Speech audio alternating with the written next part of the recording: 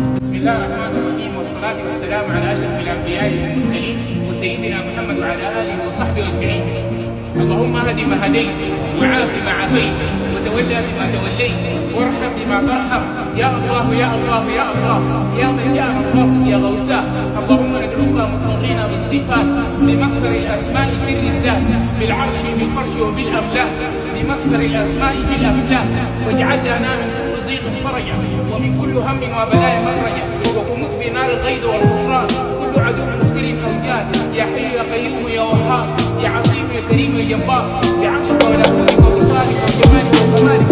يا من له كل بديان، يا العلم الذي لا تنام، والخلق الذي لا يرام. يا خير الختام يا خير الختام يا خير الختام يا خير الختام يا خير الختام يا خير الختام يا خير الختام، يا الذي تبدا بالسلام. يا مولاي يا مولاي يا مولاي